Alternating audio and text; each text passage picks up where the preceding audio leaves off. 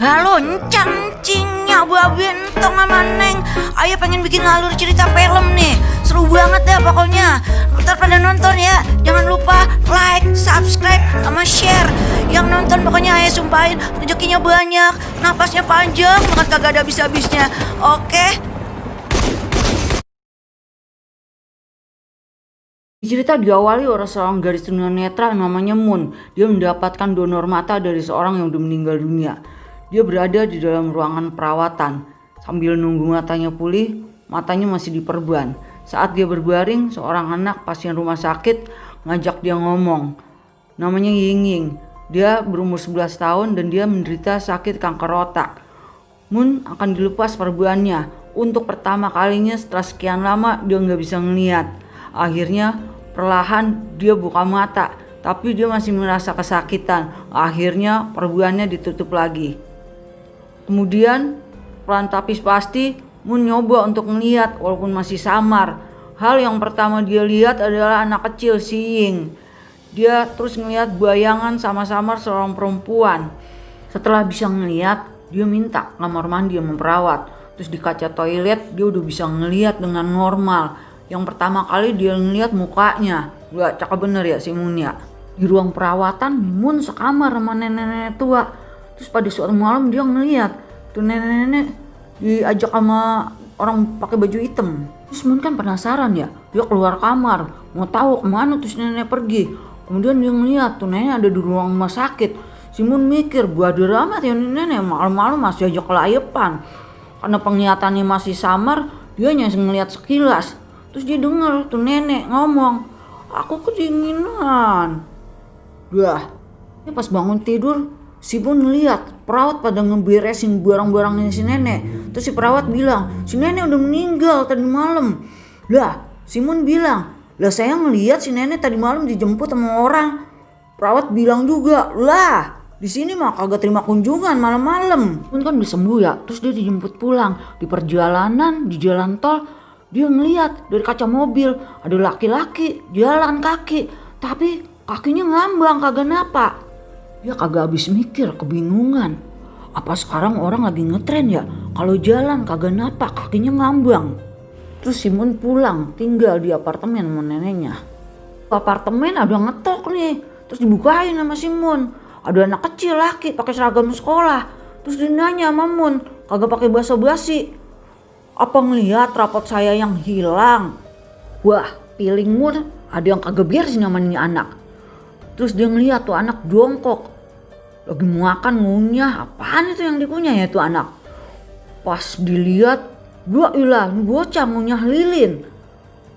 Dilihat lagi sama si Moon, ini anak kecil ngilang. Bener dah nih firasat gua kagak enak. Semenjak si Moon udah bisa ngeliat lagi, dia sering banget dah mimpi buruk. Kadang tuh ruangan berubah-ubah kagak jelas. Pokoknya banyak dah hal-hal yang kagak jelas di mimpinya. Besoknya tuh anak kecil datang lagi. Kagak jelas banget dah nih anak. Terus nanya lagi sama si Moon, rapot saya mana? Tanya tuh sama mak lu kira gue mak lu apa ya? Si Moon pergi nih ke rumah sakit. Ya dia nengok sahabat kecilnya tuh si Ying. Gantian ya waktu dia belum bisa ngeliat si Ying yang sering nemenin dia. Sekarang nih kayaknya Moon sering banget dia dapat penglihatan orang-orang yang udah meninggal. Nih kayaknya dia punya bakat nih anak-anak indigo kali nih ya kalau sekarang ya.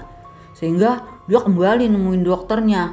Tapi dokternya kan kagak ada. Terus pas pulang dia makan siang nih, lapar perutnya. Dia pergi ke warung mie. Moon ngeliat ada emak-emak gendong anaknya, mukanya putih pucat banget dah. Terus dia jalan kagak napak, ngambang jalannya. Terus dia emaknya tuh daging panggang diendusin aja sama dia berdua. Terus abis diendusin dia ngeliat, enak banget ya kayaknya nih daging. Terus dijilat, lu tahu kagak? Pas dijilat lidahnya ya, itu panjang kayak ngelet-ngelet kayak ular kadut begitu. Ambil terbengong-bengong, si Moon ngeliatin aja tuh emak sama anak lagi ngejilatin tuh daging panggang. Terus ada yang ngeliat, ngasih tahu si Moon. Kayaknya dia juga punya penglihatan ya. Dia bilang, itu tuh emak sama anak yang lu lihat, itu dia udah meninggal.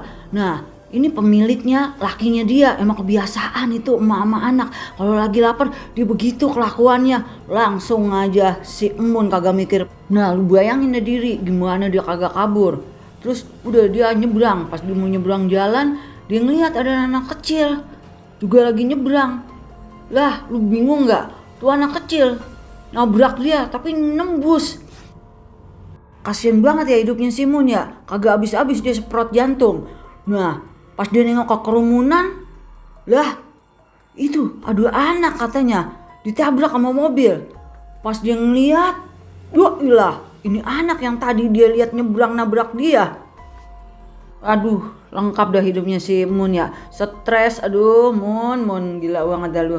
Lalu dia ketemuin dokter, terus dia nyeritain kejadian-kejadian yang dia alamin. Terus si Mun benar-benar tertekan dalam kondisi yang kayak begitu, bisa ngelihat arwah-arwah orang yang udah meninggal. Mun kan habis pergi ya, terus dia pulang malam-malam ke apartemennya. Nah pas dia mau naik ke lift ya, pintu lift kebuka, terus dia ngelihat ada aki-aki ngadep belakang, ngadepnya ke sudut. Tapi di monitor tuh aki kagak kelihatan. Terus si Mun mutusin dah, aduh gua kagak naik dah, gua naik sebelahnya aja dah, di lift yang sebelahnya sono udah kosong dah. Terus pas lift kosong kebuka ditutup kan. Nah pas udah mulai naik tuh lift, wah ternyata di sudut lift muncul itu aki-aki tua yang tadi ada di lift sebelahnya. Buset dah si Mun ya keringet segede-gede jagung. Ya ada kejadian nih kayaknya. Terus pas dia lagi bengong sambil mikir ya, si aki-aki mingser ya. Pas depan ya sama si Mun, kelihatan tuh kakek mukanya, ya ampun, serem banget. Mukanya penyok, udah gitu sebelah matanya kagak ada, bolong. Ya ampun si Mun ya perasaannya kayak gimana itu. Begitu pintu lift kebuka langsung si Mun kabur dah. Lari kenceng-kencengnya. Terus dia ngibrit sekencang-kencangnya. Pas buka pintu apartemen, dia salah lantai. Tiba-tiba ya udah ngos-ngosan gitu, ada anak kecil nanyain rapotnya. Apakah kau melihat rapotku? Bujuk buneng, udah lengkap banget ya penderitaan si Mun ya. Itu anak kecil yang dari kemarin itu ngetok-ngetok nanyain rapotnya mana. Terus pas si Mun ngeliat, lah tuh anak kecil lari ke arah jendela terus ngelompat terjun bebas. Ternyata itu roh anaknya yang bunuh diri. Si Mun terus sampai kamar apartemen, dia stres, nangis, terus ngurung diri. Dia ngelepasin semua lampu-lampu, pokoknya kamarnya dibikin gelap banget dah. Terus dia pakai kacamata hitam. Dia ngerasa kayaknya ini lebih nyaman ya kalau gua kagak ngeliat lagi dah. Hari dia kayak begitu, terus neneknya kan khawatir ya, dia manggil dokter. Udah gitu sama dokter disaranin, udah ya lu mendingan main biola lagi dah supaya ngelepasin emosi lu. Terus si Mun itu dia main biola lagi, dia ngeluarin emosinya, dia main biola sampai dia ngejengker pingsan. Pas sadar dia udah di rumah sakit. Nah pas dia di rumah sakit dia ngeliat Ying ngedeketin dia dan berkata, "Kak, aku udah bisa ninggalin RS sekarang, katanya udah gak perlu dioperasi lagi," katanya. Aduh ternyata itu adalah arwah si Ying yang pada saat itu di ruangan sebelah dia lagi dioperasi dan ternyata operasinya itu gagal dan Ying ternyata sudah meninggal. Mun ngeliat ada bayangan orang di belakang Ying yang ngajaknya pergi. Mun langsung nangis, dia udah tahu nih bahwa ada apa-apaan yang bakalan kejadian sama Ying nih. Dan bener dokter ngasih tahu Ying udah meninggal. Mun datang ke penguburan Ying sama dokter, terus dia selesai pulang, dokternya bilang, nih ada yang dibikin ya masih Ying sebelum meninggal, mau dikasih ke si Mun katanya. Terus si Mun ngeliat ada foto Ying sama foto dia. Saat dia lihat foto itu, Mun nanya, ini foto siapa yang sama Ying? Lah dokter bilang, itu kan foto lu, Mun. Mun kan bingung ya karena dia ngerasa itu bukan dia. Karena kalau dia bercermin, dia ngeliat itu muka orang lain. Ternyata muka yang dia lihat selama ini di cermin itu pemilik mata yang sekarang jadi matanya si Mun itu. Akhirnya sama dokter akhirnya nyari data siapa pemilik donor mata yang udah meninggal itu. Terus mereka berangkat ke Thailand ke rumah sakit Siam Ras. Saat itu dia ketemu sama dokter di sono. Saat di rumah sakit tuh si Moon ngerasa ya kayaknya dia pernah ya datang ke tempat ini ya. Terus si dokter cerita, iya pendonornya namanya si Ling. Dia gadis pendiam di kampungnya tapi dijauhin karena dianggap penyihir. Kemudian mereka bertiga pergi ke rumahnya si Ling buat dapetin cerita. Nah si Ling nih ceritanya ya dia dimusuhin sama penduduk di kampungnya karena tuh dia dianggap penyihir. Lalu penduduk desanya tuh ya ngusir Ling malam harinya. Nah ini gini nih kejadiannya ya. Nah di desa itu pernah terjadi kebakaran hebat, 300 orang katanya pada mati kebakar. Terus karena merasa bersalah, Ling kemudian bunuh diri dengan cara digantung diri. 1 hari sebelum kebakaran ya si Ling nih katanya dapat penglihatan. Nah dia tuh datengin ke tempat orang-orang di kampungnya, digedor-gedor pintu. Selamatin diri ya, ini nanti kita dikit lagi mau kebakaran nih di kampung kita, banyak newasin orang. Nah orang-orang di desanya kan pada benci ya sama dia, ngejauhin dia ya, terus pada kagak percaya. Malah Ling dianggap lu penyihir, lu nih yang nyebabin nih semua bencana di desa kita. Terus mereka ngusir si Ling.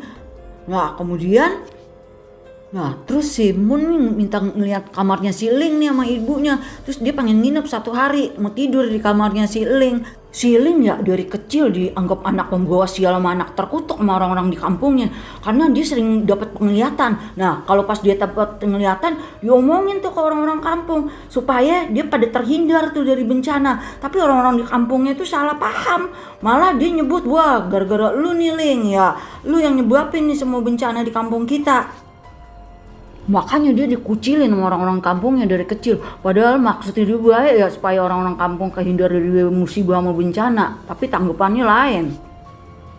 Nah si Moon ngeliat pas saat dia gantung diri si Ling. Nah terus dia tahu nih gimana ya cara nyelamatin arwahnya si Ling ya. Supaya kagak kesakitan. Terus si Moon punya akal. Moon terus ngajak ibunya Ling untuk ngelepasin Ling dari kejadian gantung diri yang berulang-ulang setiap jam 3 subuh pagi. Nah ibunya nih tadinya nolak karena dia marah sama Ling yang bunuh diri. Ibunya tuh marah. Si Moon ngeliat si Ling naik ke atas kursi ambil gantung lehernya sama kain yang udah diikat-ikat di langit kamar. Terus emaknya si Ling duduk aja ngejogrok dia sendirian. Nah ngedengar suara Ling terus bilang tolong aku. Terus dokter lo ya yang lagi tidur di kamar sebelah denger teriakan minta tolong. Terus akhirnya emaknya si Ling mau nolong Ling, terus nurunin Ling dari tempat dia ngegantung.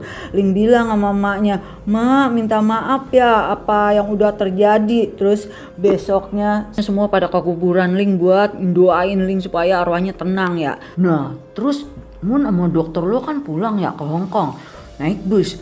Nah di jalan si Moon ngeliat nih banyak banget ada arwah-arwah roh pada turun ke jalan.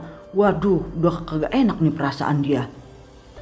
Di depan nih mobil-mobil pada ngantri nih, kayaknya macet parah. Pas dilihat waduh kecelakaan, mobil truk isi bensin keguling di jalanan, bensinnya tumpah aur-auran kemana-mana. Wah celaka 5 juta nih, perasaan Moon udah kagak enak. Terus Moon turun dari mobil, dia gedor mobil-mobil orang di sepanjang jalan sambil teriak-teriak, keluar, turun dari mobil, cepetan, ada kebakaran. Tapi pada kagak peduli sama si Moon, karena dia pikir apaan nih orang ya, teriak-teriak kayak orang gila. Si Moon teriak sepanjang jalan kayak orang kesetanan. Terus dokter lo kebangun yang dia ngeliat si Moon kagak ada di sebelahnya. Terus dia turun nyari. Nah si Moon nih ya gak lama kedengeran suara ledakan sama kebakaran hebat. Banyak orang-orang yang tewas. Banyak banget orang yang meninggal yang kekurung di dalam mobil dia kebakar. Syok berat dia ngeliat kejadian gitu. Terus si dokter lo lari nyelamatin si Moon yang lagi kebengong-bengong. Terus Moon matanya terkena pecahan kaca hingga dia pingsan. Dianya nih persis banget dah sama kayak si Ling waktu Ling ngasih tahu orang-orang di kampungnya bahwa desanya bakalan kebakaran. Nah, singkat cerita si Moon sembuh ya, tapi dia tetap pakai tongkat dan matanya kembali tidak dapat melihat. Mungkin Moon lebih nyaman ya dengan kondisi ketika matanya tidak dapat melihat lagi. Mungkin daripada dia ngeliat tapi hidupnya tidak tenang, akhirnya dia memilih untuk tetap seperti sedia kala. Tapi endingnya dokter lo tetap dampingin si Moon dalam suka maupun duka. Selamat ya. Nah, sampai jumpa lagi ya di cerita berikutnya. Jangan lupa subscribe, like, sama share ya, komen juga. Bye.